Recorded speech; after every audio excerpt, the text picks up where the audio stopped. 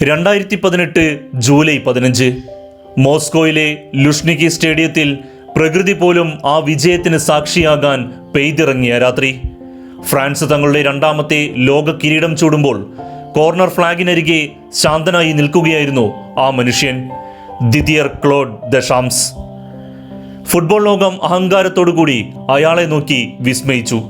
കാരണം 20 വർഷങ്ങൾക്ക് മുൻപ് പാരീസിലെ സ്റ്റേഡ് ഡി ഫ്രാൻസിൽ വെച്ച് ഫ്രാൻസ് ആദ്യമായി ലോകകപ്പ് ഉയർത്തിയപ്പോഴും ഇതേ മനുഷ്യൻ അവിടെ ഉണ്ടായിരുന്നു, അന്ന് ഫ്രഞ്ച് പടയുടെ ക്യാപ്റ്റന്റെ ആംബാൻഡ് ധരിച്ചുകൊണ്ട്. ചരിത്രത്തിൽ മരിയോ സഗാലോയ്ക്കും ബെക്കൻ ബോവർക്കും ശേഷം ലോകകപ്പ് കളിക്കാരനായും കോച്ചായും നേടിയ മൂന്നാമത്തെ മാത്രം വ്യക്തി. എന്നാൽ അതുകൊണ്ട് മാത്രം തീരുന്നില്ല അയാളുടെ ചരിത്രം. ഫുട്ബോളിൽ ജയം എന്ന ഒരൊറ്റ ചിന്തയോടെ ജീവിച്ച, തന്ത്രങ്ങൾ മെനഞ്ഞ ഒരു യഥാർത്ഥ വിന്നറുടെ കഥയാണിത്. 1968 ഒക്ടോബർ 15 ഫ്രാൻസിലെ ബയേണിലാണ് ദഷാംസ് ജനിച്ചത്. നാൻഡസ് ക്ലബിലൂടെയാണ് അദ്ദേഹം പ്രൊഫഷണൽ ഫുട്ബോളിലേക്ക് കടന്നു വരുന്നത്. സിനദിൻ സിദാനെ പോലെയോ തിയറി ഹെൻറിയെ പോലെയോ ഉള്ള മാന്ത്രിക ഫുട്ബോളോ ചടുലമായ ഡ്രിബ്ലിങ്ങുകളോ ദഷാംസിന് വശമില്ലായിരുന്നു. ഒരിക്കൽ എറിക് കന്റോന അദ്ദേഹത്തെ വിനയത്തോടെ വാട്ടർ കാരിയർ എന്ന് വിളിക്കുകയുണ്ടായി. അതായത് മറ്റുള്ളവർക്ക് പന്തെത്തിച്ചു കൊടുക്കുന്നവൻ. പക്ഷേ ആ വാട്ടർ കാരിയർ ആയിരുന്നു കളിക്കളത്തിൻ്റെ ഹൃദയമിടിപ്പ്. എതിരാളികളുടെ മുന്നേറ്റങ്ങളുടെ മുനയൊടിക്കുന്ന ഡിഫൻസീവ് മിഡ്ഫീൽഡർ.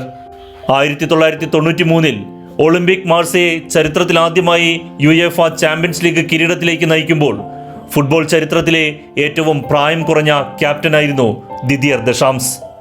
പിന്നീട് ഇറ്റാലിയൻ ഭീമന്മാരായ യുവന്റസിലേക്ക്.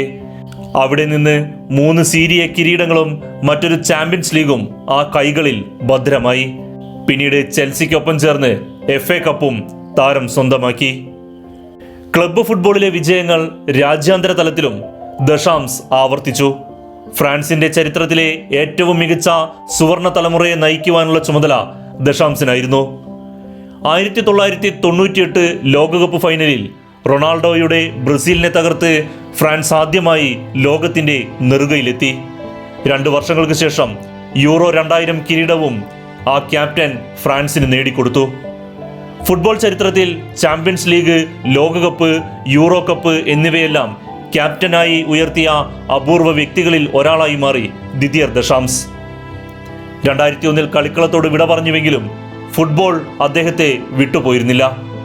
കോച്ചിന്റെ കുപ്പായമണിഞ്ഞ ദഷാംസ് അവിടെയും അത്ഭുതങ്ങൾ കാട്ടി.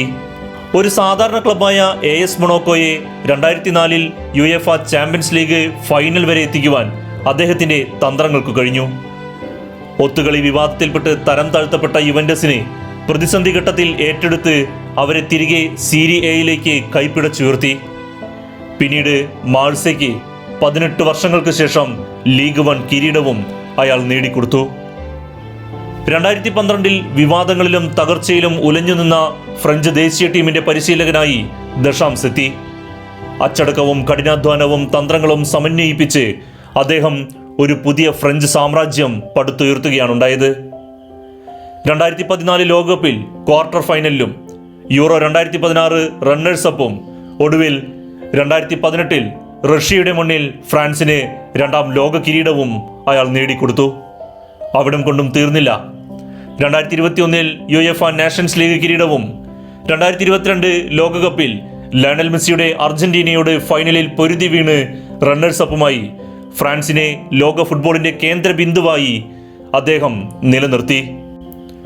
ഒരു ദശകത്തിലധികം നീണ്ട ഫ്രഞ്ച് പരിശീലക കരിയർ അവസാനിപ്പിക്കുമ്പോൾ റെക്കോർഡുകളുടെ ഒരു വലിയ മലനിരയാണ് അദ്ദേഹം അവശേഷിപ്പിച്ചു പോകുന്നത്.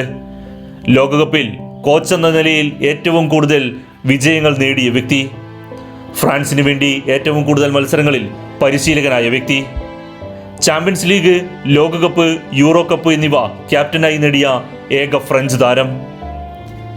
മനോഹരമായ കളി എന്നതിലുപരി വിജയം തന്നെയാണ് ഫുട്ബോളിലെ ഏറ്റവും വലിയ സൗന്ദര്യമെന്ന് ദഷാംസ് ഈ കാലയളവിൽ തെളിയിച്ചു. വിമർശകർ അദ്ദേഹത്തിന്റെ പ്രതിരോധ ശൈലിയെ കളിയാക്കിയപ്പോഴും ട്രോഫികൾ കൊണ്ട് അദ്ദേഹം അതിന് മറുപടി നൽകി. കളിക്കളത്തിൽ പന്ത് ചുമന്ന ആ പഴയ വാട്ടർ കാരിയർ ഫ്രഞ്ച് ഫുട്ബോളിന്റെ ചരിത്രത്തെയാണ് തന്റെ ചുമലിലേറ്റിയത്. നന്ദി. ദിദിയർ ദശാംസ് ഫ്രാൻസിനെ ലോകത്തിലെ ഏറ്റവും അപകടകാരികളായ ഒരു സംഘമാക്കി തീർത്തതിന്.